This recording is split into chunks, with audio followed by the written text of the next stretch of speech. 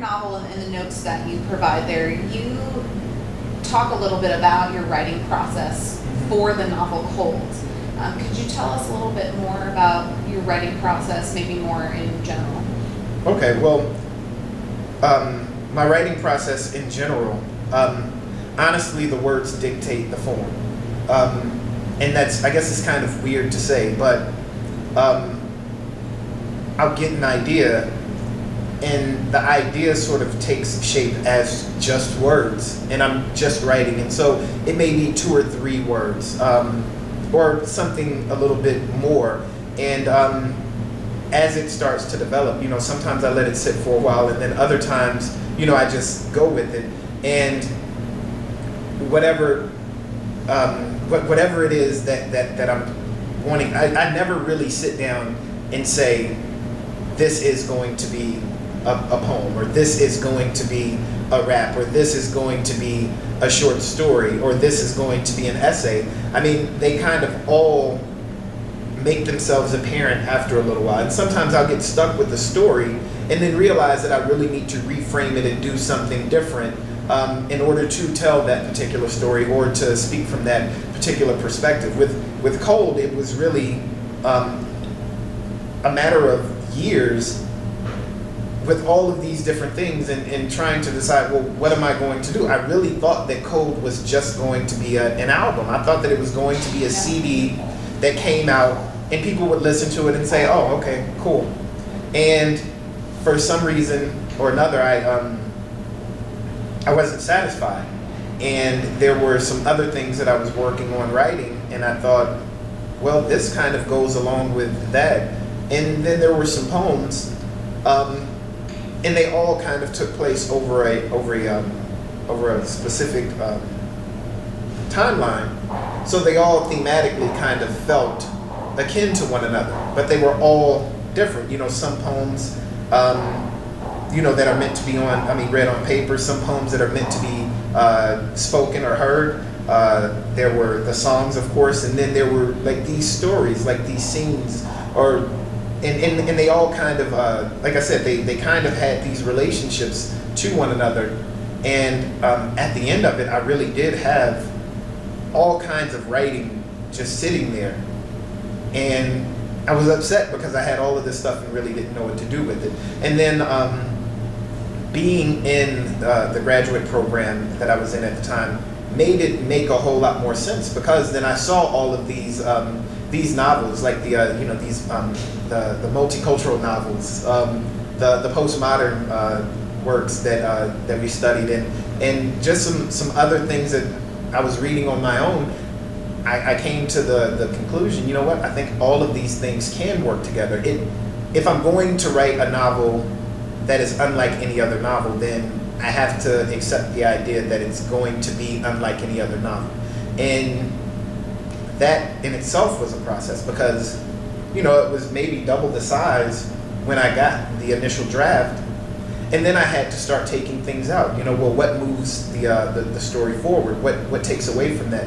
And I didn't want any distractions, really. And so everything that's there is very intentional. And you would hope that when you get a book that everything that you read is intentional and nothing is just in there because it could be in there. And that was the process for Cold. But in general, I try to be that way as well. Try to be very intentional about what I put on the page and what stays and what goes and how it comes across to the reader. But I always want the reader to be a part of the process. So the reader definitely has to work to understand whatever gets presented. A lot of college students view writing as a painful activity. I think part of that is because they approach it with a much more closed attitude. The process that you just described is very open. You start writing and then decide what it's going to be. Whereas I think from a student standpoint, especially the younger students, freshmen, sophomores, start with this is what it's going to be, and then try to fit things into that. Yeah. And a lot of my students, in the writing classes that I teach, think that writing is some sort of a punishment that's been given them.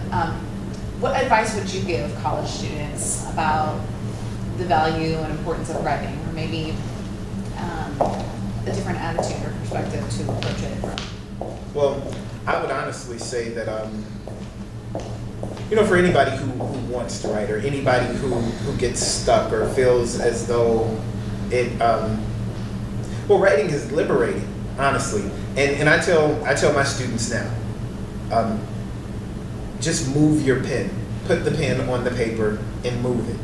And eventually something will come out. Even if you're writing over and over, I don't know what to write, you're writing.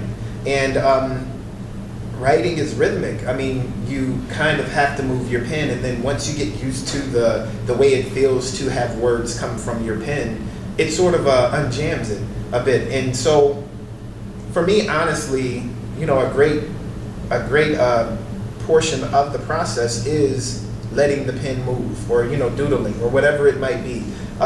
Lots of things that ended up being stories or poems or songs or, you know, whatever, started off as me just putting my pen down on paper and writing the first thing that came to mind. So even if they were just sentences, small portions, or just a description of something, I kind of gave myself, the task of just writing. Anytime I felt the inclination, just write and hold on to it. So many times you have a student who writes something and then they say, this isn't good. They ball it up and then they throw it away.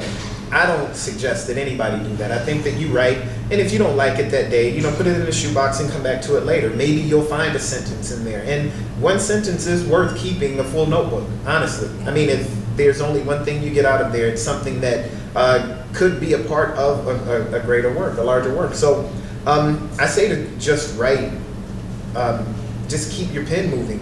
But I think that it's difficult. It really is a challenge to get a person who believes that writing does nothing for them to see that. And so I try to gain their trust by saying, just please, just write, and eventually something will come out. And read a lot, and maybe you know, read a little bit and then take a little bit of time to write after you read. Read lots of different kinds of things, and after those things, then write. But, you know, alternate them. And I think that it makes it a little bit easier, because, you know, when you get that voice in your head, it's a whole lot easier to put that voice down on paper. And if you don't have lots of things that you've written to read over, then read things that other people have written. And I think that it inspires writing. It's kind of like priming the well. And you know, you're not going to get anything out of it if you don't put anything into it. Sure.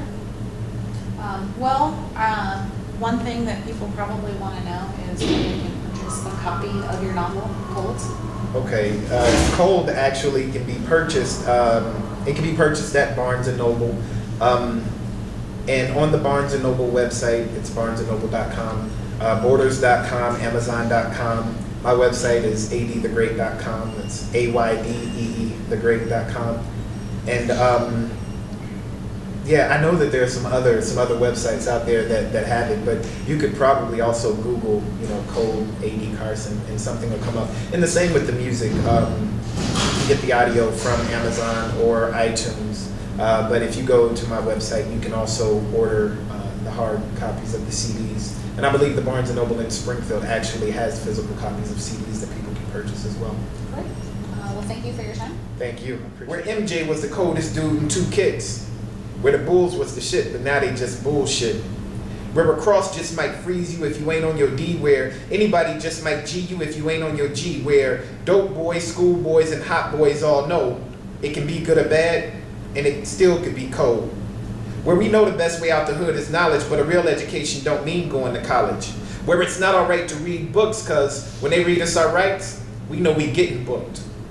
Where it's not that cool to get straight A's, and straight days is knowing that we live to see another. Where it's rare to see a mother die before her sons, because the mentality here is we was dead before we was born.